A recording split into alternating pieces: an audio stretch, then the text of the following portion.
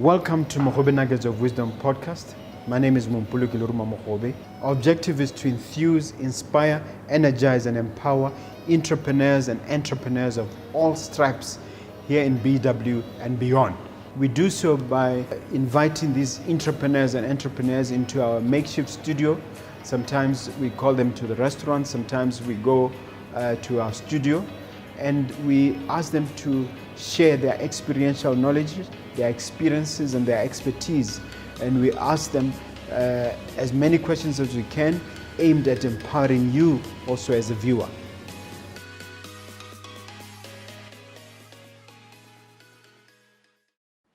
Hello, dear viewer and listener. My name is Mompoloki Lerumo Mogobe. I welcome you, as usual, to this wonderful podcast, Mogobe Nuggets of Wisdom podcast. We can look forward to talking about cybersecurity. Very exciting show. I have my guest who will introduce himself momentarily. But in the meantime, please, I'm asking you, actually I'm pleading with you, please hit that subscribe button so that we can continue to bring you this powerful, life-changing content. Welcome to the studio, sir.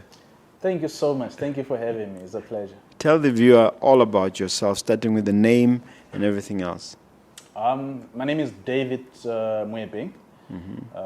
All about myself. Where do I start? I've done quite a lot. I've been around. Yeah. But I'm a cyber psychologist by profession. I promote online safety or cybersecurity awareness. I look into understanding of effects of digital technology on people's social and psychological well-being. And I also run an organization called In-Future Foundation that promotes online safety awareness. We run campaigns, media campaigns. We run outreach campaigns to teach people about or sensitize people about the different risks and threats that they may encounter online. As you know, as a society or as the global society in general, we are increasingly becoming digitalized. So the internet and different kinds of digital technology are now a part of our daily lives. So that's basically what I do. My background also was in media. I worked in the media industry in Botswana for quite a long time, for almost 20 years. I was a broadcast journalist. I became a station manager for FM. Oh, it's retired. You. Just kidding. Yes, I then retired to focus on digital literacy education. Hence, I then went to school to study cyber psychology, and now I'm a qualified cyber psychologist. What were you doing at the University of Cape Town?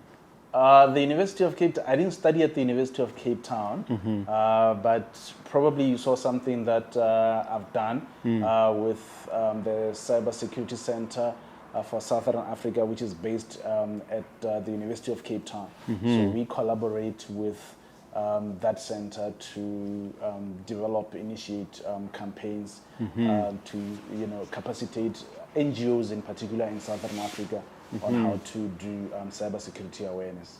I understand cybersecurity as a profession, but cybersecurity psychology on top of that.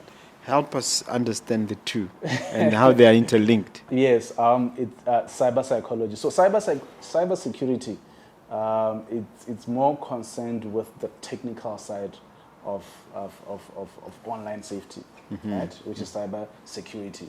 So you'll find that cybersecurity is about the programs that we use, your antivirus,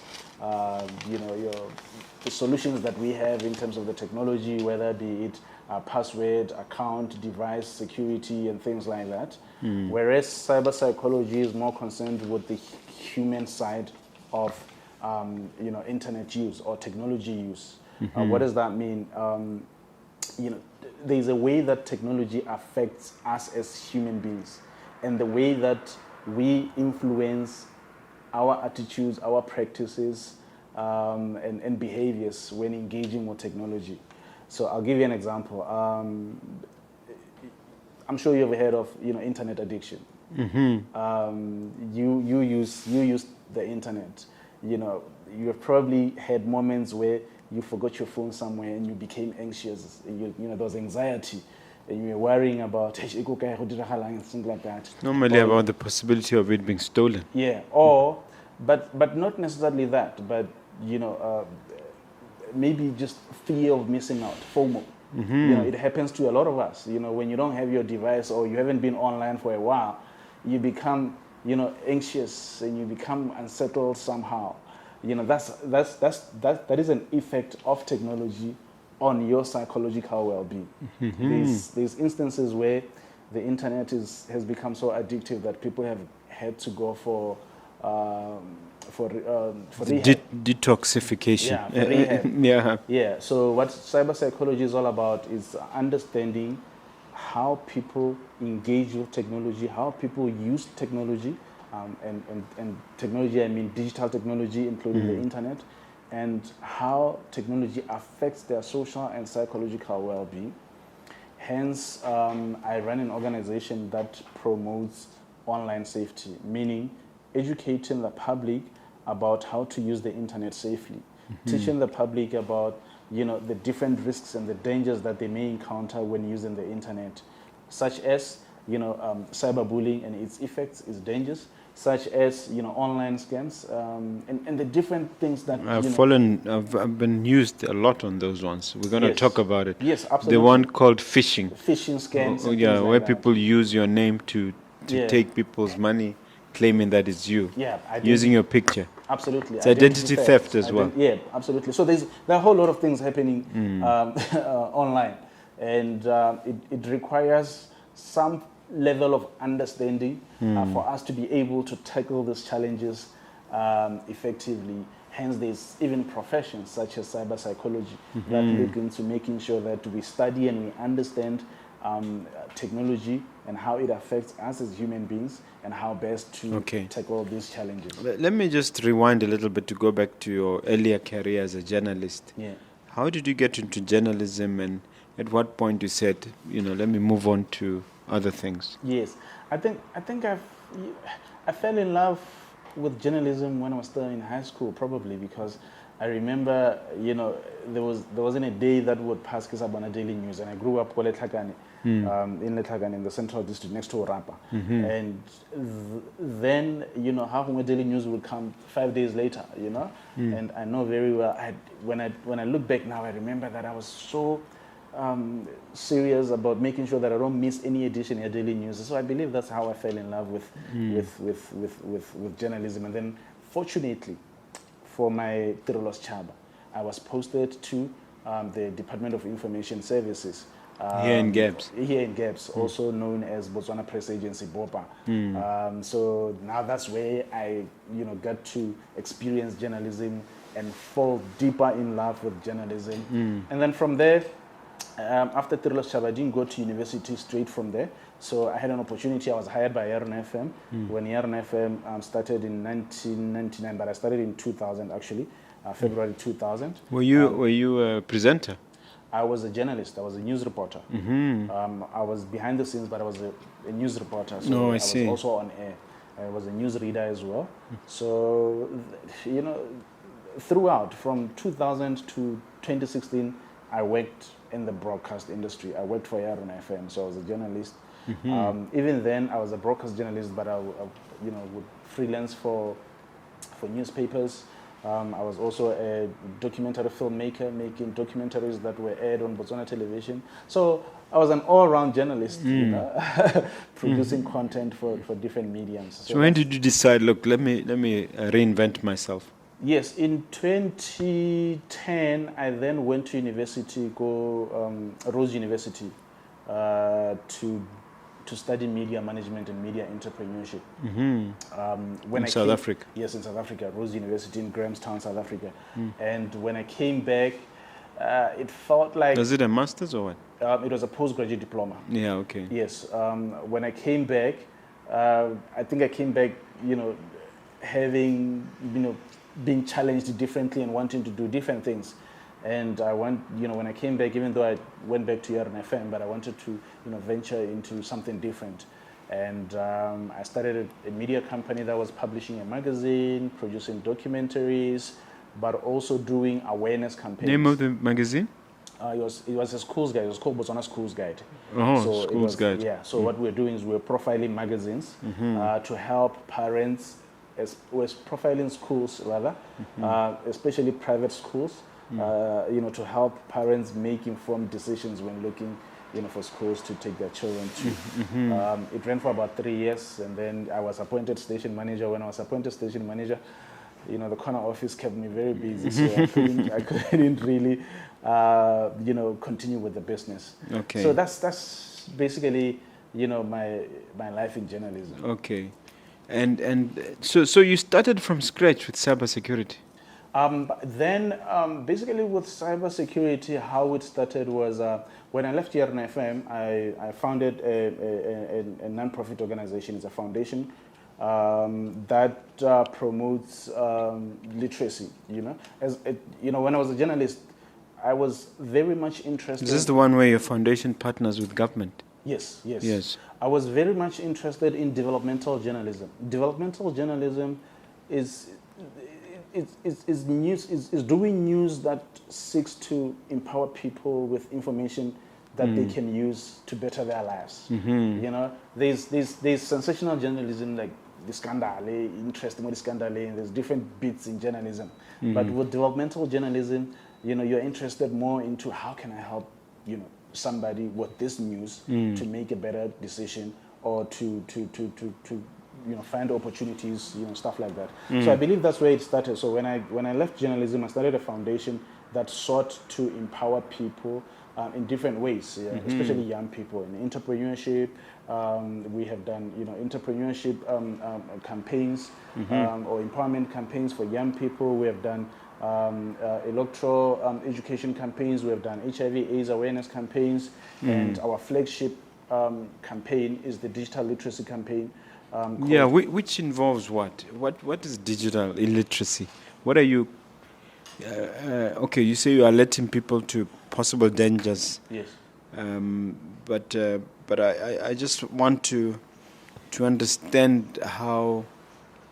Okay, it's an advocacy. Yeah. I suppose I should let you explain it and how it works instead of trying to ask a question. It's digital literacy and how it came about. It's out of a realization that we live most of our lives in digital spaces. Almost everything that you do. We're in the metaverse. Shopping, that's where we are. That's where most of our human engagements and interactions is taking place. But what we noticed was that as a society, we were still far behind in terms of understanding the implications of just going online and doing whatever you want to do without, really taking precautions. And that's what digital literacy is all about. So it looks into, ways through which people can use digital technology meaningfully, responsibly, and safely, right? So the safely part is the cybersecurity or the online safety part. Okay. Which we then have a campaign that called Cyber Smart BW that looks into developing messages and engaging with people and sensitizing people about. It's the one with Boto University. No, we don't do it with Boto University. Oh, okay. The word Boto comes from another campaign that we have called eBoto. Oh, eBoto. I assumed it was Boto University. Yeah. So just to break it down for you, so our digital literacy campaigns are in multiple folds. So there is one called Cyber Smart BW. Cyber Smart BW looks more into educating people about online safety, how to use tools like phones and social media, and emails and all that safely, right? Teaching them about device security management, online account security and things like that. Then we have another campaign called eBoto. eBoto looks more into sensitizing people about things like cyberbullying. It was developed out of. So we borrowed from the word boto. Yeah, even which is in these spaces. Yeah. Let's maintain the spirit of boto that has sustained us for many years. So we look into just saying to people out there, just because you are in the online world where there are no barriers, where probably there are less rules, it doesn't mean we should forget our values. No. No, that's where it comes from. Makes sense. That's where it comes from. Okay.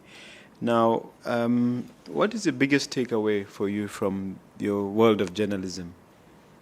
I think for me, what I took from journalism was the power of knowledge.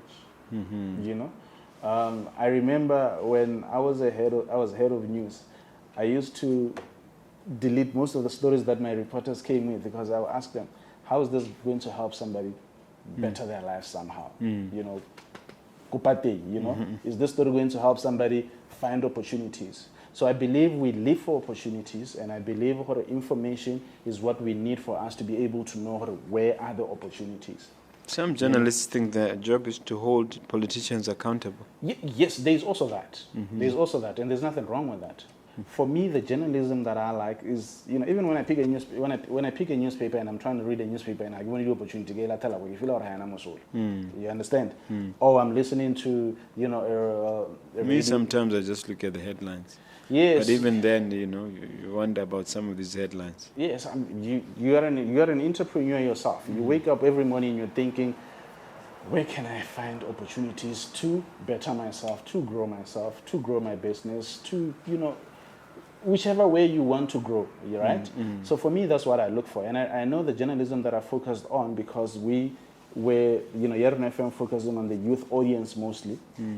I would make sure that my reporters go out and cover and produce content that tells a young Botswana where job opportunities are, where career opportunities are, where education opportunities are, where, even land opportunities, because it was at the era where now young Botswana, they need to own property, they need to buy land, they need to do this and that, So for me, that's the journalism that I believe in, and for me, that's what I came out of journalism. But not an average journalist in Botswana subscribes to that. You see, that's the difference between me and an average journalist, right? Not that I'm trying to brag or anything like that. Yeah. Because even then, when I retired from journalism, it's something that I then carried with me. I founded a foundation that seeks to empower people in different ways, especially young Batswana, whether it's entrepreneurship, whether it's just general knowledge in terms of the role that young people can play in our society through electoral and political education.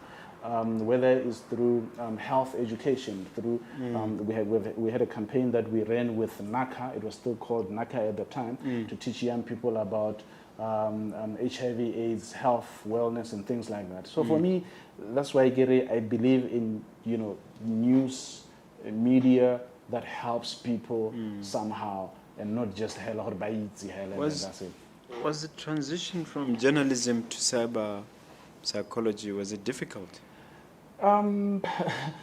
Not really, because it didn't happen overnight.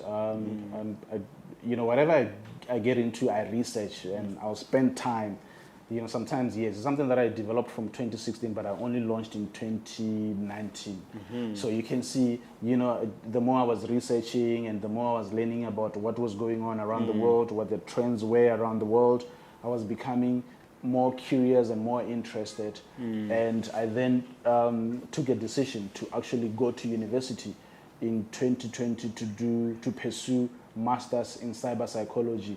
So I learn more and understand this world. Your first degree was in media, but this one was a master's now in cyber psychology. Psychology, yes, yeah. So coming from journalism to psychology. But are you now with a different degree, with this one, able to practice? What I mean is that you're able to actually practice out there in the marketplace fully. Yes, absolutely, Okay. absolutely. You don't need a separate degree in cyber psychology, or any. In other words, any undergraduate degree is enough. Yes. If you specialize at the master's level. If you specialize, yeah, it's fine. Okay. As long as it's something that, because having studied media and having worked in the media industry over the years, it's all about understanding people's social, psychological well-being and being able to, advise effectively in terms of what the situation is. Okay. Now, as a psychologist here in Botswana, what do you think are the biggest dangers? Where are the biggest red flags that really the listener and the entrepreneur should be watching out for? Yeah, I think a majority of us, you see, this is what has happened over the years. Most of us have been introduced to technology before fully understanding it, right? Most of us just fall into technology because you have phone, everybody's using social media, you open an email account, you are excited, you are part of this new world, right? And there hasn't been, anything in place to educate people before we started. I know that there were, sporadic initiatives here and there. And so, you find that, somebody gets into social media, they have an account, and they haven't really learned anything. They're excited. They just want to be part of this world. It's exciting. That's where everybody is. Well, the average parent passes it to the child, Yes, who seems to know a lot more. I asked a question at some point, are the children of today innately born with technological knowledge? Because they seem to pick it up from age 10, they know everything. absolutely. But here is the thing. They know how to operate the tools, but they do not know the consequences and what it requires to operate those tools safely and responsibly. Why? Because that's not something that's not something that is incorporated in a device. That's something that you learn, as a human being. Just like in our physical lives, you are taught, through your culture, through your societal norms, the difference between right and wrong, right? So you would find that as much as the young people grow up in this atmosphere and they know how to use these tools, but they don't have that understanding of what's wrong, the difference between what's wrong and what's right. So they can go and bully somebody without, thinking about the consequences of what that might do to that person, right? They can, because they're excited, we live in a world of, for example, online dating. Whoever you meet online, you don't have to check anything in terms of their background. So how do you then address that? How do we then bridge that gap of enlightenment to bring awareness? Yes. Because I'm sure that's just a handful of cybersecurity experts like you. Absolutely. And that's where we come in, and that's what our programs are all about, to sensitize people to say, yes, it's nice to have 5,000 friends on Facebook. Do you know who these people are?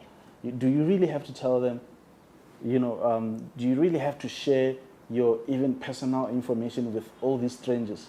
Do you know what they can use it for? As an example, somebody would tell the whole world, where they are at any given time, what they're doing, without thinking about, but who's seeing this and what can they use this for against me? All those things. That's what we sensitize people about. Is it necessary for you to have 5,000 friends and you don't know them personally, where you share even your private, information, your personal information? You show them pictures of your children, which school they go to, the uniform. Where parents is exciting, uniform, right? But do you know what you're doing to that child? We live in an era where, by safe, right? So we have to think about these things, and that's what we focus on, to say, think about these things. And even sharing passwords, even using just simple, setting simple passwords and things like that, because you can get hacked, your account can get hacked, somebody can use that against you, and things like that. So that's basically what we are doing, to just say to people, hey, wait a minute, it's nice to be part of this world, but think about what you are doing, what you are putting on these platforms and what you are sharing with the world, because you do not know where that information might end up and how it might end up being used. It might end up being used against you. Things like identity theft, right?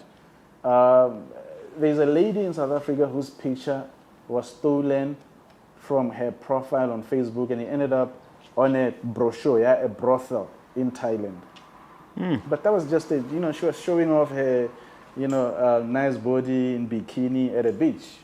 But then what we say to people is, do you know you can control that content in terms of you can set on Facebook to say only people that you know, only friends and not friends of friends and not everybody who's on Facebook can see that picture. So we teach people to control access. Here's the problem that is live. It's currently happening to me. Ever since I started this program, I tend to post more often than the average person. So some guys have taken my pictures and have created fake accounts, right? And they then approach different people who are following me and using that fake account. One of them calls themselves Mompoloki Lerumo 2. One of them is Mompoloki Lerumo Mogobe, full name. Yeah. And then many others. I think there's been at least 24 or so, 24 or so, that have somehow been able to take my picture and superimpose it on these profiles, the fake profiles they've created. And it's caused havoc because one guy came in to say he's lost, I won't mention the amount, but a substantial amount of money. And then one guy's also a smaller amount. People are losing money thinking that they're dealing with me. You see? How do I solve this? I've reported it to Instagram, I've reported to Facebook, I've reported it to the police. Yeah. How do I now kill this thing? Because the police seem to be helpless. Yes. Identity theft is a serious challenge that we are facing in the world. Address my specific problem, sir. Yep, and even law authorities, even the big tech companies themselves are struggling to control that. And it's something that we can try and minimize, right? When you post your pictures online, you can try and minimize as to who access them. I know that we're entrepreneurs. We're trying to reach as many people as we can so that we grow our networks and possibly that... They pick from the company profile picture sometimes. They pick from the profile company picture sometimes.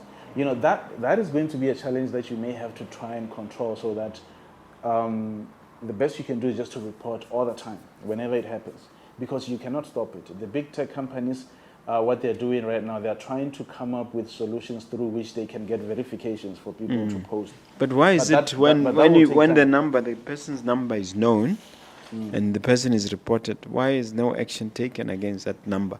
Because they use their WhatsApp numbers to contact would be victims. Yes.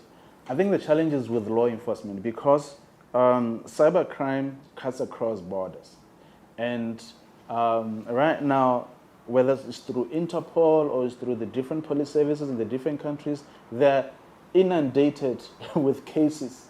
It's a cybercrime. And they are really struggling. Even in Botswana, we are constantly on radio, on television, and people are calling and saying, Mapodisi are not doing anything. We are constantly reporting cases of cybercrime. We've been scammed. People are creating fake accounts using our names and this and that, and the police are not addressing these issues. It's because it's complex in terms of who's involved. It's the big tech companies themselves. It's the police. It's Interpol. It's the fact that the police don't have power over what's happening in other jurisdictions and things like that. So the best we can do is to teach people and teach them to be cautious when using technology, and teach them to minimize how their content how do they lift pictures from my profile? Or what skills do they have to do that? A picture. I can download a picture from you. Anybody can download. And then copy and paste in their profiles with my name and everything. With your name and everything. How do they do that? It's very easy. I can get a picture from your profile, save it on my desktop, create a profile, and use your picture. It's happening every day. The best thing is also to make sure that those that we engage with at any given time, we are letting them so that they know.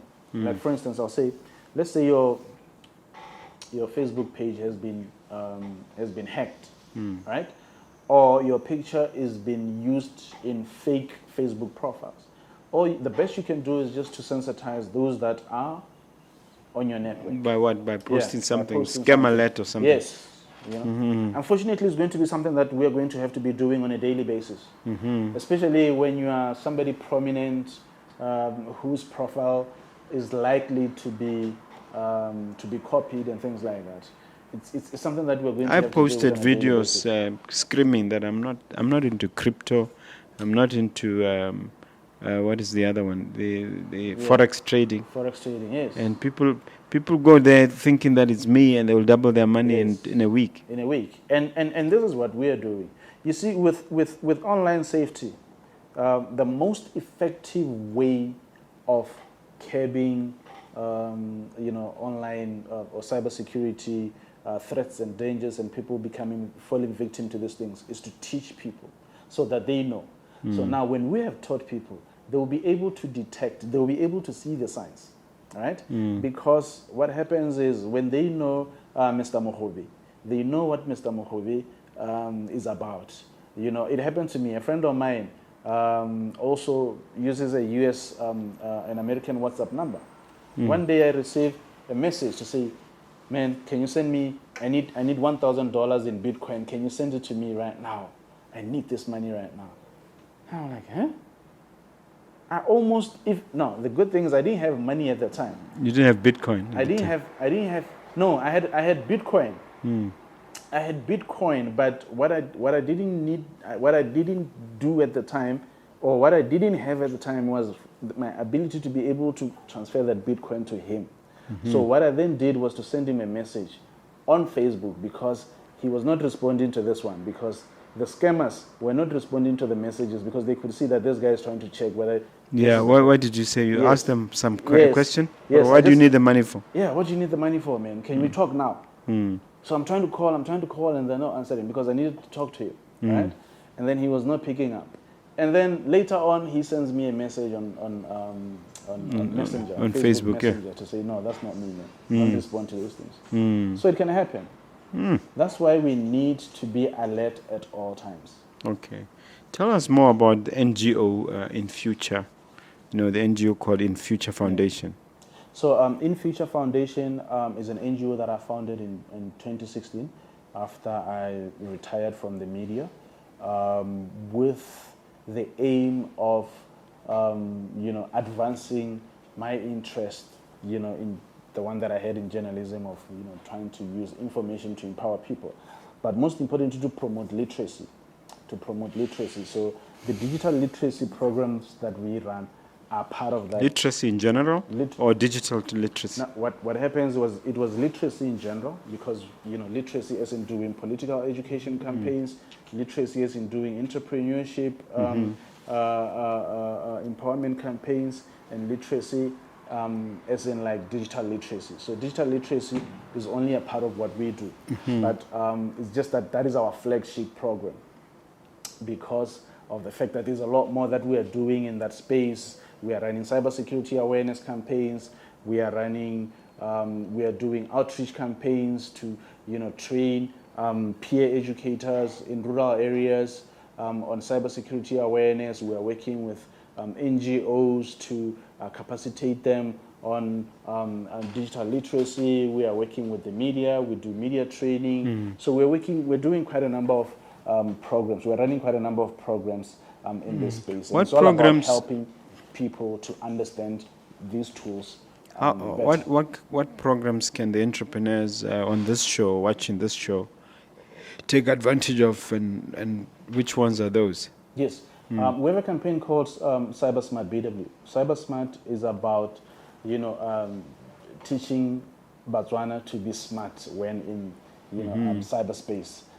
Also, what we address in that campaign is to teach entrepreneurs about safe, transacting online, whether it's through mobile banking, whether it's through online banking, whether it's through shopping, buying goods overseas, how they can tell if they are buying from legitimate suppliers. It happens. We go online, you see a website, they claim to supply goods that you want, and you don't even check whether indeed these are legitimate suppliers or not. I get those calls every day. Every day. Even today, someone called me. I'm aware of that. Yeah, someone called me today saying, they were trying to buy an engine in South Africa. This website, I should help them check if it's legitimate or not. Batswana are getting scammed on a daily basis. And the most important thing is to learn. The information is there. The good thing about the internet is it has the information you need for you to know. It's a vast library. It's a vast library. An encyclopedia and everything. Yeah, so that's what we do. You know, really teaching entrepreneurs about, you know, things that they can tell to differentiate between potential scammers and legitimate suppliers. Yeah, there's one scenario that I thought I should put to you, because when you were coming on this show, that I want to hear what you say about it. Yes, sir. You go to South Africa, and it's happened to a couple of friends of mine. They're ambushed, a gun is put to their heads, bank cards are grabbed, and they are forced to disclose their numbers, and they're locked up somewhere, and money is taken from an account incrementally. What skills can we put in place to minimize the risk when such a situation happens, and what can you do to defend yourself against catastrophic losses? Yes. When you have online banking, you can set limits. You can set limits to the amount of money that you can transact in a day, right? So that's what we try and teach people, to say, make sure that you... Can they lock you up and keep going every day for more? It has happened, and that one is unfortunate, where, you know, people have been locked up in Muybink, and then they keep them for the whole weekend. It's one that is really unfortunate, because unfortunately it involves, you know, the use of ATM cards, right? But when it comes to online transacting, which is what we focus on, because here the ATM way, it has nothing to do with, you know, online transacting, because it's just a physical card going into an ATM and withdrawing money. But what we do is we try and make sure that we teach people to make sure that at least set the limit to a point where you can, especially when you know you're traveling. You know, when you are home, reduce the limit. Yeah, when you are home, you can say, hey, you know what, for convenience purposes. But when you know you're traveling, I know that you want to be able to withdraw 10,000 pula in one day. But you know what can happen for the purchase you're going to do. Yeah, or the best way to do it, make sure that if you're going to buy something in South Africa and you need cash, the best thing to do is make sure that you contact whoever you're going to buy the goods from and verify if they're legitimate, so that you don't send the money to a scammer. So that you send the money direct, and when you're just going to pick the goods. That's the best. And then you go only when they've confirmed. You go only when they have confirmed. So that's the best way. We encourage people to use less cash and have less access to cash. You know, as much as it's convenient, but as much as, you know, I don't know, maybe it's because when you travel a lot, you end up going to countries where, you know, you need less cash and you can use your bank accounts or whatever, but it's very important to keep less cash and have less access to cash. Apart from that one, what can we implement as Batswana to be more safe in this area? I think what we need is to educate ourselves about online safety. It happens every day. Today we're dealing with this type of scam. Tomorrow the scammers have come up with another form of scam. So this is evolving on a daily basis. Unfortunately, it's a on the streets. You know, one season, what do they call them again? Smash and grab. Yeah. It's common. It's happening every day. And then the next season, it's something else. We always find ways of how to avoid becoming victims of crime in that. So it works the same way, even in cyberspace. You know, it's a life that we are living now, and we have to constantly be monitoring trends and be making sure that we put in place measures to prevent attacks. Okay. How are we doing as Botswana compared to other countries in the cyber security front? You mean in terms of, you know, our attitudes, behaviors, and practices, or just as a country in general? Country in general. Okay, it's in two ways. As people, I think we are still lagging behind when it comes to adoption of safe online practices. I'll give you an example. I see these things every day. You know, the other day I saw someone posted it on Facebook to say, I think there was a video circulating yeah, with somebody maybe naked, a nude, right? Yeah. So this person, wow, post that. I have that video. Whoever wants it, give me your digits, your phone numbers, and I'll send it to you. And then I saw people commenting, get the phone number as well, posting their phone numbers, and I'm asking myself, do these people understand where these phone numbers can end up? We are living in an era where, we are dealing with the e-wallet scams. And people wonder where the scammers get their numbers from. When we easily give away our numbers on social media. Don't you have to give your contact details if you're running a business? Yeah, if you're running a business, you can do that. But I've seen most people give out their numbers carelessly without thinking about the consequences. That's what I'm saying. Someone was saying the other day, Leonardo, I feel like giving away, today I feel good, I want to give away free airtime, 100 pula airtime. Who wants? But about manage number as well. You understand? Now and that's exactly what we are saying. Is that's a sign. We are not thinking carefully about where our numbers can end up. Right? We are living in an era where your phone number is part of your digital identity in a way, because you use it for day-to-day survival. And not just day-to-day survival. When you are doing transactions, you use it for two-factor authentication, right? When you are doing things online, but they were here and there just for them to verify if it's indeed you, right? Yes. And your email accounts, for instance, or your social media accounts, for instance, are linked to your phone number. Your email accounts are linked to your phone number. Now, if you're giving away your phone number, you don't know what those people might use that number for. They can try and hack into your account knowing that they have your number and they can use it somehow. In other countries, they're already dealing with numbers that have been cloned. They can clone your number in other countries. But here, are we talking in terms of syndicates? Are there crime syndicates doing these things, or is it just random individuals? What are you finding?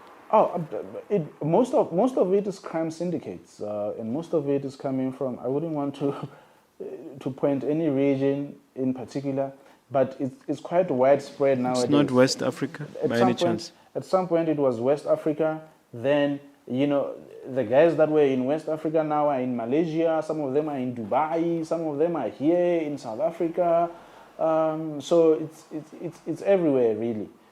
So the most important thing really is to be careful, is to be cautious, whether you're an entrepreneur, if you're buying goods overseas, or you're transacting, or you're trying to meet business partners, if you are you are trying to get into Bitcoin, you're trying to get into Forex trading. I get calls on a daily basis of people. I see. You mentioned earlier that you're into Bitcoin. Isn't that an area of great vulnerability? It is. Yes, I do online trading. But it's very important to verify. I think there are legitimate platforms out there, and there are bogus platforms. The most important thing is people end up using bogus platforms because they didn't take the necessary steps to verify the legitimacy of those platforms. Actually, those that have been scammed through Bitcoin and Forex trading are those that gave their money to somebody to trade on their behalf. You understand? Bitcoin trading and even Forex trading is legitimate, right? The people get scammed because they don't know how to do it. They then give money to Muybink, to third parties to trade on their behalf. That guy is a scammer. So your advice is don't? My advice is don't deal through third parties. Rather learn how to do it yourself. Especially if you don't know who they are. Rather, that's what I did. I had a friend who had started. She told me about it. I started researching. It took me more than a year. I remember you used to call me and, are you serious? Are you serious? I'm like, yeah, I'll do it. But Bitcoin is a disaster right now, isn't it? Yep. Actually, most of the currencies are seeing dust right now, unfortunately. Isn't Bitcoin has gone down 70%?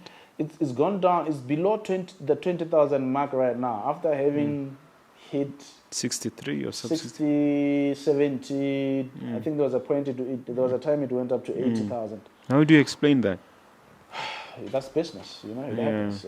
I think the most important nothing to do with hackers and cyber criminals. No, it has nothing to do with hackers and cyber criminals.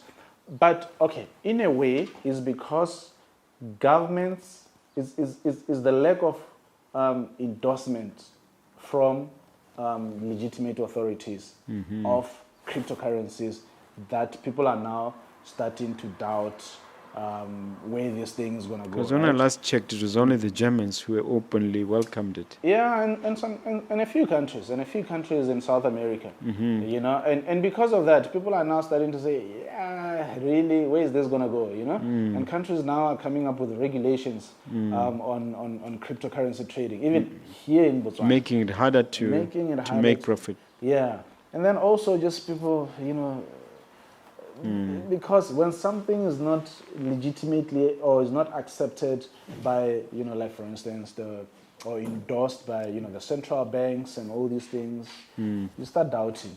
Wow. Yeah, but you seem to be still soldiering on. Are you likely to jump ship? Well, I haven't been trading in a while. I think since maybe 3-4 months. Yes, because I was focusing on something else. So. But I'm monitoring what's going on. Let's talk about... Fortunately, when it started falling, I had already disinvested and invested into something else. Okay, so you didn't lose much. No. I lost money in 2021, but not lately. Yeah, let's discuss David Moepeng, the brand, in terms of looking forward some years from now. What are we looking at 10, 15 years in terms of where will you be? What does your crystal ball tell you? I see David Moepeng working a lot in Africa rather than just Botswana or rather than any single country. I believe in you know, us looking at spreading our wings. I think in Africa for a very long time we want to thrive and have greater impact, like, you know, those that we, you know, compare with America, Europe. And you find that when someone is in America, they don't say, no, I'm just focusing on the state of Texas only. They look at Africa, at America as a whole. And yes, someone might say it's different in Africa, but I believe it's doable. Because that's 52 states in America, and we are 54 here. We are 54. So we are comparable. We need to start looking at Africa as one market. We need to start looking at Africa as one place, one location. You know, the more we open our minds, the more we will be, you know, open to exploring opportunities in other African markets. Because I think, and it's not just us, Botswana, even in other African countries, you know, we're so inward looking to a point where we miss out on opportunities that then people come from other continents and they take up those opportunities. More Botswana, opportunities are across the border in Zambia, right? That you know, we could take advantage of. So for me, I see myself in the next 5 to 10 years, you know, spreading my ways into opening offices in the rest of Africa. Yes, it's something that I've already started working with different organizations. What we're trying to do is to create a network of organizations that promote digital literacy and try and see how we can promote exchanges and collaborations and things like that. So for me, I believe, happy to have greater impact, we need to be looking beyond our borders. Okay. Let me, as we come towards the end, ask you about Zaga, the Zaga question. Is there really money in this field of cybersecurity, and how do people monetize and maximize, monetize and optimize on the cash side? I run a non-profit organization, so for me, it's really not about money. It's a cause that I believe I pursued just to, as a purpose, to fulfill my purpose. You still have to pay the bills. I still have to pay the bills, and you know, so for me, I believe, and which is something that, you know, I'll be more than happy to share with the audience out there. I think sometimes we look at you know, NGO work and, you know, non-profit work as something like, I'd rather go and do tendering. And But then an you get- NGO is okay if it's run on business principles. Yes, you can do social entrepreneurship. But the example that I want to give is to say, I have so many friends who will say to me, "King was running business, I love tender and something like that." And I find myself sometimes because you know how tendering is. I'm sure you know how tendering is. Yeah, yeah. Because just because So do you then have to rely on funders?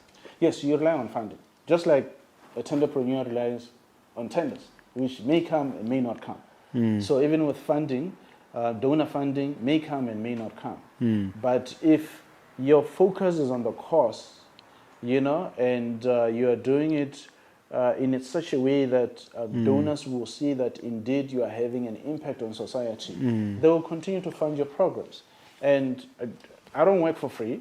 I have a salary just like anybody, just like I had another a guest company. here not so long ago talking about grant Yeah. writing, Yes. which is a skill. It's a skill. So you have that skill, or you have other people that do that for you?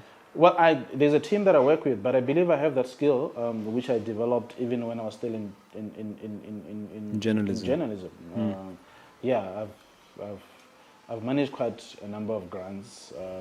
So there's Zaga there from those grants. Well, I mean, I wouldn't say there's Zaka, but re kgona go tshela. Yeah, yeah. Re kgona go- bana ba kgona go lala ba jele And they next can day. also go to English Yeah. medium schools. Yes, but for me, the one thing that I think gongwe nka se share le Batswana ke gore, especially mo malatsing a e leng gore there's unemployment e go godimo, right? It doesn't stop young people from setting up charity non-profit organizations that they or social Entrepreneurship, enterprises yeah. that they know that their primary focus is to serve the society. But if you do it so well, the donors will notice and they will give you money and you will have a salary. Rather than saying ke batla go tendera and then there's 1,000 of us re batla go tendera, and then you bonale and then it's a struggle. So for me, young people shouldn't look at NGO or civil society work or this or social entrepreneurship as something saying, no, it's a waste of time. Wow, if you do it so well and you are focused on the cause, I'm sure you know it very well as an entrepreneur that if you even in private business, if the focus is just the money, always there's something wrong. Yeah, with the yeah. business. No, you won't get very Wow, far. wow. You won't get very far if all you're focusing on is just the It money. should be on the service. It should be on the service. It should be on the cause. What solutions are you trying to bring to society? Once you are solution driven, then the money will follow. It's the same way, whether it's in private business or it's in social entrepreneurship or civil society. It's important to be cause driven or purpose driven. Be purpose driven, absolutely. Okay. The money will follow. Okay. Do you have a question for me, sir? It's interesting because the question that I wanted to ask you is the question that you just asked me, right? Which is? It's about social entrepreneurship. Because, I think it's something that I always have in the back of my mind to say, okay, I see a lot of young people are complaining, or they're setting up businesses and, and things like that. How do we get young people to look at business differently rather than just being narrow-minded and try to focus on something that's everywhere. How do we get young people to do the unconventional? How do we get young people to think outside the box? How do we get young people to create businesses that or get into ventures that is not just about the money, but it is purpose driven and the money will come. That's why you asked me a question that I was going to ask you, but I believe it's a conversation that It's a conversation we're having, but I don't think there's a clear-cut answer. But I think what needs to happen is that we need to encourage them to dream. Yeah. We need to encourage them to be creative thinkers. Whatever opportunity we get, whether it's a platform, and I do that when I speak, and I'm going to speak to another group just in an hour or so. I'm always urging them to dream. I go to the wisdom of people like Solomon, wisdom which is contained in the Bible, and even our own idioms as Batswana, you know, just ntjanyana ya maitase batana e bona mabotobotong moremo golo go betla wa taola wa motho wa ipetla. I share some of these idioms, and I share the rich culture that we have, and just encourage them to dream. And then obviously I'm also a great believer in personal development. So I'm always sharing books, and I'm in several, WhatsApp groups with youngsters. Some of them I'm mentoring, others I just interact with in other fora. I'm constantly sharing information and encouraging them to read. I believe that, as you have demonstrated in your life, readers are leaders, readers are earners, Yeah. Absolutely. So I try to urge them to dream. I mean, it's something that I do with my children, Sometimes it doesn't go through, it's a frustrating struggle, but after a long while, sometimes after you talk to your son for 10 years about something, 15 years, after that long time, we see something click. Yep. Suddenly, somebody is doing something. So I have another question. Yes, sir. The sentiment right now in Botswana, and there hasn't been any study to really verify the sentiment, or that's how we are. The sentiment right now is that times are tough. The economy, not that it's not doing well, but for the ordinary person on the street, the economy is not favorable in the sense that food prices have gone high, petrol prices, everything is expensive nowadays. Joga price. And also at the same time, unemployment is high, particularly for young people. And I've had people call me, because I went to school in the UK, I've had people call me, UK, there's so many people. I have friends in the UK who are telling me, a lot of Batswana are coming here. A lot of Batswana are coming here. What we see in the media, we're just reading about nurses. But apparently it's many more Batswana. No, I know some relatives of mine are there. What do we say to young people? How do we give them assurance? And I'm asking this question because I've read studies that say, Africa is the next frontier. In the next 50 years, a lot of brands, a lot of companies, a lot of corporations will be looking to Africa for growth. They're coming to Africa for growth because, now growth in other markets is stagnant. And then they're only seeing growth in Africa. But we are seeing Africans now going overseas to look for opportunities. So almost like, killing any chances Africa thriving in the next 50 years because of, what the studies are showing. It's difficult. How do we reverse this? Yeah, it's difficult. Maybe we can discuss this in another forum.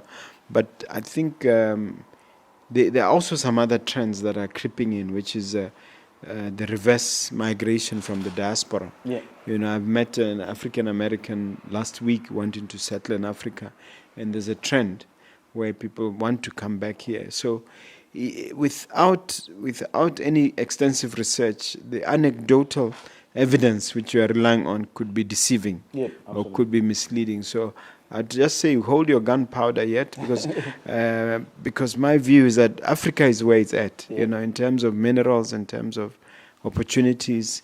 We I know Mbeki used to talk about the African Renaissance, but it's clear that there's a lot of untapped opportunity in Africa, more than in other places. Absolutely. So I'm not too worried about those indications. I believe that we are where it's at. Okay. We are where it's at.